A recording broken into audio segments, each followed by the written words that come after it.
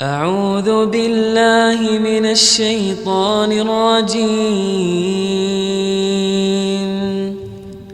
بسم الله الرحمن الرحيم.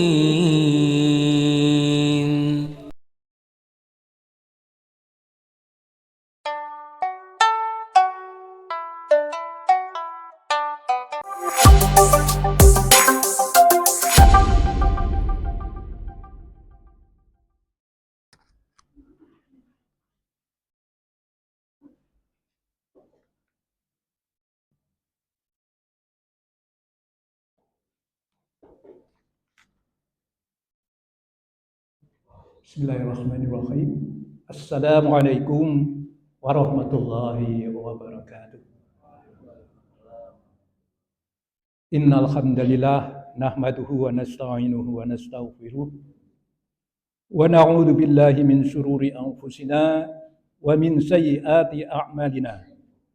May yahdihillahu fala mudhillalah wa may yudlilhu fala hadiyalah.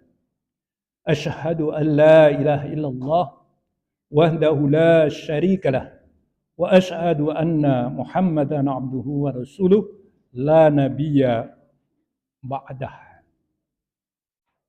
Allahumma shalli wa sallim wa barik ala Muhammad wa ala alihi wa ashabihi ajma'in. Wa ba'du, ikhwanil kiram, ibu-ibu, bapak-bapak, jamaah Masjid Al-Mustaghfirin Yogyakarta. Daerah Winong Pak ini. Winong itu kenangan kami waktu kecil ketika bawah itu belum menjadi perumahan, tetapi menjadi lapangan. Betul Bapak Ibu Nji? Ya. Yang isor itu ya. Ya. Masih ada lapangan di bawah itu Nji. Di bawah perumahan ini ada lapangan. Kalau di bawah sana itu lapangan Sendok Indah juga belum ada rumahnya. Enggak, yang begini turun di sini itu. Ya, tempat voli di sini. Ya, nih. Itu bersejarah buat kami karena apa, waktu itu kami melakukan orasi membacakan syair-syair kritik Orde Baru waktu itu. Kita dibubarkan polisi, saya ingat di situ. Ya, alhamdulillah. Ini kenangan buat kami di situ. Baik Bapak Ibu semua, sekarang kita bertemu di sini dalam situasi yang cerah, ya, meriah. Rak J sami sehat Bapak Ibu J. Alhamdulillah, semua bisa duduk bareng di sini untuk bersama-sama mengaji. Dan semoga Bapak Ibu semua yang ada di sini nanti di surga nanti, kadang kita tidak tahu kita itu ternyata di surga karena apa? Karena hasil laporan dari para saksi. Saksinya siapa? Saksinya ya ada dalam tubuh kita. Salah satu saksinya itu adalah punggung. Ya Allah, orang itu kan bingung, ya Allah kok saya masuk surga kenapa? Oh, yang bicara adalah punggung. Ya Allah, punggungnya ibu ini, bapak ini dulu pernah lendet-lendet di sambil mendengarkan sehingga mendapat pahala. Ya, Bu ya. Ada juga nanti laporan dari kaki, ya Allah, dia masuk surga ini karena saksi dari kaki yang bisa duduk bareng, selonjor bareng, itu apa itu? Menjadi saksi masuk surga. Ya. Bapak Ibu semua, pada kesempatan ini sesuai dengan yang disampaikan di sini, kita akan berbicara tentang sabar. Namun ada sedikit tadi malam harusnya kami menyiapkan dengan laptop itu tapi belum bisa, ya. Ada musibah sedikit, Akhirnya kami mengambil kopian saya perbanyak tadi malam untuk kita belajar bersama-sama. Ya, Bapak Ibu semua, sebelum kita belajar, marilah kita buka dulu kegiatan ini dengan berdoa kepada Allah. Bersama-sama Bu ya. Bismillahirrahmanirrahim. Ya Fattahu ya Alim, iftah alaina fathan qariba. Ya Fattahu ya Alim, wansur alaina rahmataka. Ya Dzul Jalali wal Ikram. Niki doa yang selalu saya ingat tinggalan Bapak Nur Ali ketika di Mahat. Ya, Bapak Ibu, terpaksa kita belajar di sini. Apa yang dimaksudkan kesabaran di sini? Dalam Al-Qur'an As-Sajdah disampaikan yang artinya, dan kami jadikan di antara mereka itu pemimpin-pemimpin yang memberi petunjuk dengan perintah ketika mereka bersabar. Ada juga dalam Al-A'raf 137, dan telah sempurnalah perkataan Rabb-mu yang baik sebagai janji untuk Bani Israel disebabkan kesabaran mereka. Dan sesungguhnya kami akan memberi balasan kepada orang-orang yang sabar dengan pahala yang lebih baik dari apa yang telah mereka kerjakan. An-Nahl 96. Nah, semua itu berpangkal dari innallaha ma'as-sabirin. Sesungguhnya Allah bersama orang-orang yang sabar. Nah, Bapak Ibu semua, teks yang kami kirimkan pada panjenengan semua itu adalah berkisah tentang Bani Israel. Ya.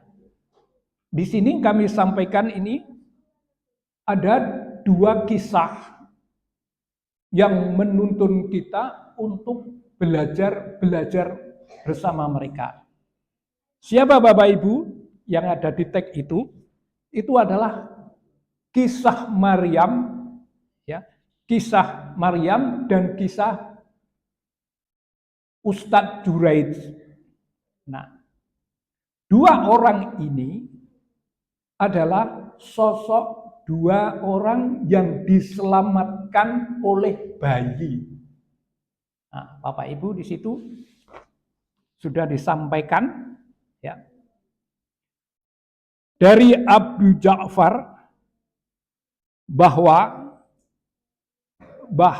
ia pernah mendengar Abu Hurairah berkata, Nabi bersabda, ada 3 doa yang tidak diragukan lagi untuk diterima di sisi Allah.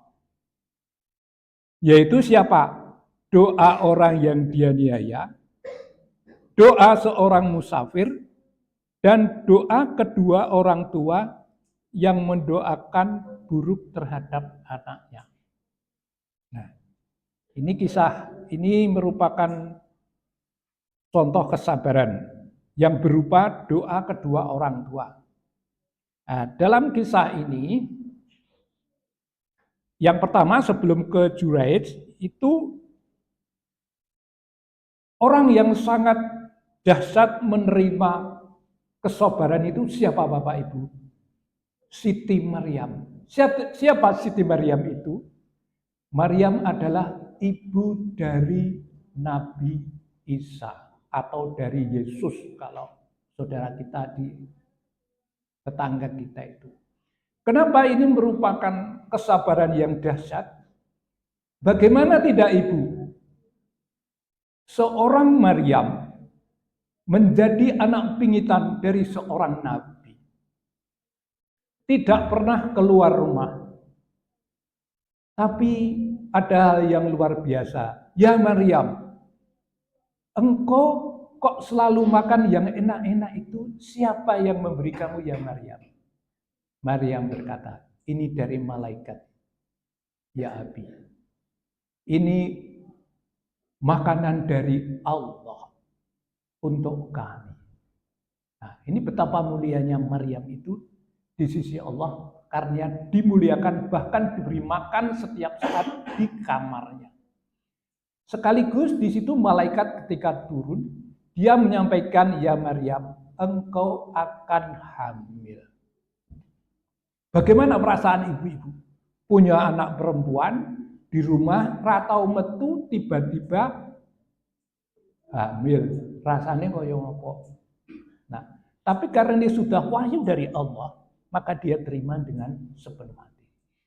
Nah, ketika sudah mendekati 9 bulan, Bapak Ibu semua, ya, cobaan luar biasa sudah dimulai.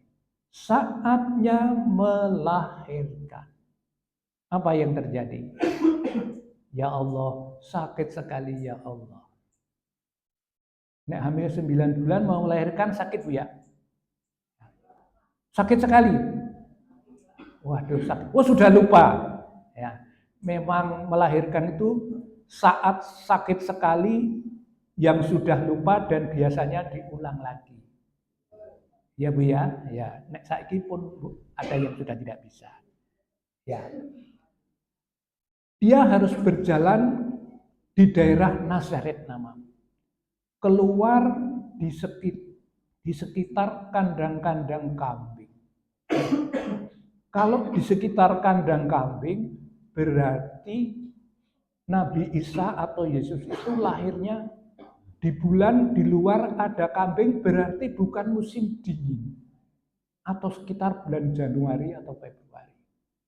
Yang sayang ini menjadi itu keyakinan yang tidak pas buat saudara kita di samping itu. Nah, ketika dia melahirkan, begitu bayi lahir, dia membutuhkan asupan makanan. Ya Allah, saya tidak ada air, tidak ada makanan, apa yang harus saya lakukan? Allah berfirman, ya Maryam, peganglah pohon kurma itu dan goyangkan pohon kurma. Bapak Ibu, nek wong bar lahir niku lemes napa kuat? Lemes. Lah niki perintahe Allah kon goyak-goyak pohon kurma niku kaya wit kambil. Kira-kira saged mboten goyang-goyang wit kambil? Secara logika tidak bisa. Bahkan seluruh jamaah di sini tidak bisa. Tapi dengan kekuatan Allah, bergugurlanlah kurma-kurma itu. Dan itu menjadi asupan pertama buat Maryam dan anaknya. Nah, setelah lahir diberi kekuatan, mau tidak mau dia harus pulang. Bayangkan Bapak Ibu, pulang ke rumah, lahir tidak ada bapaknya. Itu dari Allah. Sampai di kampung semua orang mencela, hai Maryam, hai perempuan hina, kau itu anak seorang nabi, kenapa engkau melahirkan tidak ada suami? Allah perintahkan Maryam diam saja. Silakan Maryam suruh menunjuk pada bayinya itu. Dia menunjuk bayinya itu. Hei Maryam, kenapa kau nunjuk bayinya itu? Terus menunjuk bayinya. Baru bayi itu kemudian berbicara. Wahai Bani Israel, ini Rasulullah ilaikum. Sesungguhnya aku adalah Rasul buat kamu. Ya, baru orang-orang tercengang. Oh ini sihir. Ada yang begitu. Tapi yang hatinya terbuka, dia akan mengatakan ini petunjuk dari Allah. Akhirnya mereka bersyahadat memeluk Islam. Itu bagi orang-orang yang mendapatkan petunjuk. Berbeda dengan orang-orang yang kafir, Yahudi yang kafir, mereka selamanya tidak akan mau beriman. Itulah. Nah, demikian juga orang Bani Israel ini tidak mau beriman kepada nabinya. Yang pertama tadi disampaikan, wa idh qala Musa liqaumihi ya qaumi lima tudunani wa qad talamu adi Rasulullah ilaikum. Sungguh aku ini rasulmu. Tapi sayangnya mereka menolak beriman pada Musa. Demikian juga kepada Isa. Wa idh qala Isa ibnu Maryam, dan ketika Isa ibnu Maryam berkata, "Ini Rasulullah ilaikum, aku rasul utusan Allah untuk kamu yang membenarkan kitab-kitab yang akan disampaikan oleh ismuhu Ahmad, oleh Nabi Muhammad." Sudah disebutkan di situ. Nah, kemudian Isa itu lahir, besar, kemudian dinobatkan Allah sebagai nabi di mana? Di tempat yang sangat terkenal sekarang. Setelah usia 30 tahun, di mana? Di daerah Gaza, Bapak Ibu. Jadi Gaza itu ada ribuan tahun yang lalu ketika tempat dinobatkan Isa anak Maryam. Nah, Bapak Ibu semua, ini yang pertama. Kemudian kisah yang kedua adalah kisah tentang Bani Israel, seorang ustadz Bani Israel yang bernama Juraid. Ya, Bapak Ibu semua ya. Di situ ada hadis yang sangat besar. Ya. Yang intinya di situ adalah nanti akan melihat doa yang dikabulkan Allah adalah salah satunya adalah doa orang tua yang mendoakan buruk pada anaknya. Untuk itu bagi kita Bapak Ibu semua, kira-kira maukah anak kita doakan buruk betul-betul diterima oleh Allah? Tidak. Nah, maka hati-hati kalau kita ngonek-ngonek ke anak kita itu, kita hati-hati. Ya. Boleh kita marah, tetapi jangan sampai kita ngata-ngatain yang tidak benar. Nah, jadi di dalam hadis Abu Hurairah ini, aku mendengar Rasulullah SAW bersabda, tidak ada seorang bayi yang dapat berbicara di dalam buayan atau gendongan kecuali Isa Maryam dan bayi yang menyelamatkan Juraid. Juraid itu salah satu tokoh kiai orang Yahudi itu ya. Nah, wahai Nabi, bagaimana cerita tentang bayi yang menyelamatkan Juraid? Nah, ini bagaimana ceritanya? Ini adalah Juraid. Juraid ini seorang pendeta yang tekun beribadah di biaranya. Nek saat niki mungkin masjid. Nah, di bawahnya selalu berteduh ada seorang penggembala lembu yang biasa berlindung di bawah langgarnya Juraid. Dan ada juga seorang perempuan penduduk desa tersebut selalu datang menemani Juraid dan menjumpai penggembala tadi. Setelah itu, keduanya melakukan perzinaan hubungan seksual. Nah, pada suatu hari, ketika Juraid tidak tahu bahwa di bawahnya terjadi sesuatu yang tidak baik, ibu Juraid datang lalu berkata, "Ya Juraid, hei Juraid." Dia panggil-panggil anaknya. Sedangkan waktu itu Juraid sedang melakukan sholat. Dalam hatinya Juraid bilang, itu ibuku, tapi ini sholatku. Kira-kira bagaimana kalau sholat, panggil-panggil ibunya, yang baik bagaimana? Nah, ternyata Juraid memutuskan, wah karena ini panggilan ibu, tapi ini sholatku. Maka saya melanjutkan sholat saya. Kemudian lantas ibunya memanggilnya untuk yang seterusnya, ya Juraid. Ya. Lalu ia tetap meneruskan sholatnya. Tatkala Juraid tidak menjawabnya, bagaimana mau sholat? Tapi dia tetap yakin, iki sholatku. Wahai Juraid, saking mangkele ini. Hei Juraid, kok nyauri-nyauri ya? Semoga Allah tidak mematikan kamu sebelum engkau melihat wajah-wajah para pelacur. Ini doa ibu saking mangkele ini. Nah, apa yang terjadi kemudian? Begitu mengucap seperti ibu, sang ibu pergi. Nah, apa yang terjadi berikutnya? Lalu wanita pelacur yang itu melahirkan anak. Dan anak itu didatangkan kepada sang raja.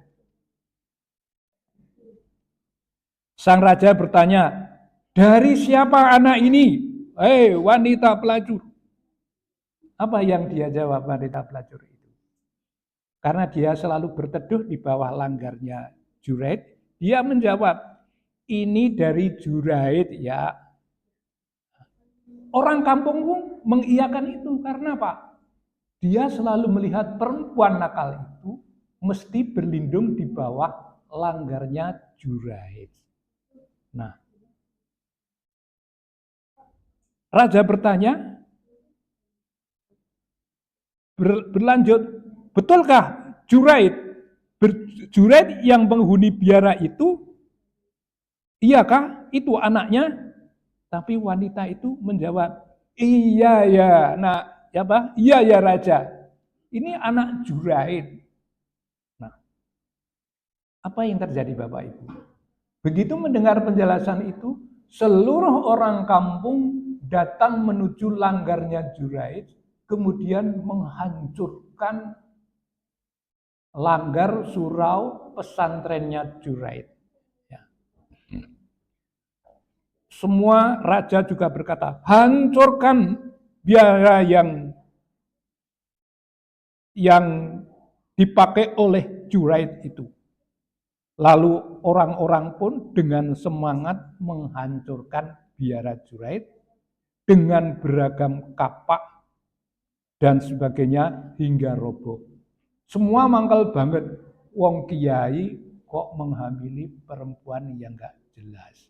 Nah, akhirnya apa? Dalam kisah itu Juraid diikat tangannya di belakang punggungnya, kemudian diarak menuju raja, melewati para pelacur yang ada di tepi jalan.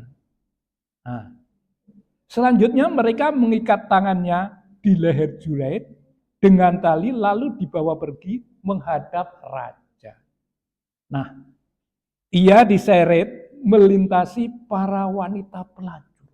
Bayangkan seorang ustadz digeret-geret lewat depan pelacur. Tapi apa yang terjadi? Juraid melihat, tapi Juraid melihat sambil tersenyum. Dan mereka pun melihatnya di kerumunan orang-orang itu sambil tersenyum. Jadi orang-orang heran, loh Juraid jelas kamu orang hina, kenapa kamu malah tersenyum begitu? Nah, akhirnya sampai di hadapan raja, lalu raja bertanya, tahukah kamu apa yang dituduhkan wanita ini? Juraid berkata, apa ya raja? Apa yang ia tuduhkan? Raja menjawab, dia menuduh bahwa anak yang dilahirkannya adalah anak hubungan denganmu. Benarkah itu? Ya, kata raja itu. Nah, Juraid pun berkata, Lu kok bisa? Di manakah bayi itu ya Raja? Nah, mereka menjawab, itu bayi itu yang ada di pangkuan ibunya itu. Oh itu ya dalam kisah ini. Nah, kemudian Juraid mendekati bayi itu, ya. Kemudian bayinya ditelentangkan, kemudian dalam kisah itu didudul wudelnya. Duk, hai bayi, siapa bapakmu? Nah, begitu ya. Nah, ternyata apa yang dia jawab? Bayi itu menjawab, bapakku adalah penggembala lembu yang selalu berteduh di bawah langgar kamu. Lah akhirnya semua mengatakan, oh gitu toh. Raja juga heran, kenapa kok bayi bisa mengatakan kebenaran? Karena didudul oleh seorang ulama. Lah inilah kekuasaan Allah yang melindungi peran ulama. Nah, ternyata bayi ngaku, ini anak esek tukang penggembala lembu. Oh alah gitu ya. Nah, mendengar seperti itu, sang raja berkata, wah kalau begitu, apakah kami akan membangun biaramu ya Juraid? Tak bangunin dengan emas bagaimana Juraid? Juraid berkata, tidak ya Raja. Wah, yowes kalau begitu akan saya bangun dengan lapisan perak. Juraid tetap menjawab, tidak, tidak ya Raja. Akhirnya Raja berkata, lalu kami membangunnya dengan apa? Berkata Juraid, kembalikanlah ia segalanya seperti asalnya. Raja pun berkata, apakah yang membuatmu tersenyum ya Juraid? Raja kan heran, dibawa deret-eret, tapi kenapa dia malah tersenyum? Ya, itu ya Raja, itu satu perkara yang ku ketahui ketika aku tertimpa oleh doa ibuku. Doanya apa tadi? Saking mangkele ibunya berkata, hai Juraid, engkau akan dipermalukan di depan para pelacur. Nah akhirnya Allah mengabulkan. Jadi doa yang jelek dari seorang ibu itu pasti dikabulkan oleh Allah. Dan itu dialami oleh Juraid. Nah, maka dari itu pelajaran yang bisa kita petik dari pelajaran ini, ya, dari cerita Juraid ini, marilah terutama kepada ibu-ibu, kalau kita marah pada anak-anak kita, jangan sampai kita itu mengatakan hal-hal yang jelek kepada anak kita. Nah, karena apa? Pasti dikabulkan oleh Allah.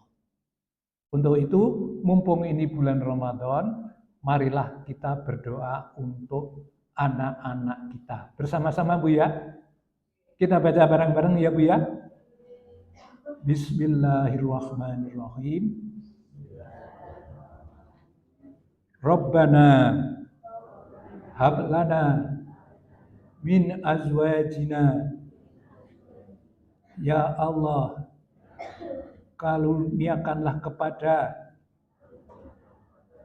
istri-istri kami, wa dzurriyyatina, dan keturunan kami, qurrata a'yun, pemandangan yang menyenangkan di depan mata kami, wa ja'alna, dan jadikanlah kami lil muttaqina imama, menjadi pemimpin orang-orang yang mukmin. Ya, itu doa yang baik. Doanya tadi kepada siapa Bapak Ibu? Kepada istri-istri kami. Jadi bapak-bapak mendoakan kepada siapa Bapak? Istri-istri kami. Jadi istrinya berapa tadi? 2. Istri-istri kami berarti istrinya berapa? 2. Setuju mboten bapak-bapak? Saya tanya bapak-bapak, kok istri-istri kami berarti istrinya lebih dari 1. Setuju bapak-bapak? Setuju. Ibu-ibu setuju mboten? Nah ini doa aja. Min azwajina berarti kan istri-istri kami. Setuju bapak-bapak istrinya lebih dari 1? Oh. Ibu-ibu setuju? Nah, oh ya wis ya. Mboten napa-napa, tapi doanya seperti itu ya. Nah, semoga doa ini dikabulkan pada Allah, kepada kita, sehingga anak turun kita menjadi pepaesing urip ing omah, menjadi perhiasan di mata kita di rumah. Semoga doa kita dikabulkan oleh Allah Subhanahu wa taala. Bila mengatakan Bapak Ibu kisah 2 orang yang diselamatkan oleh bayi.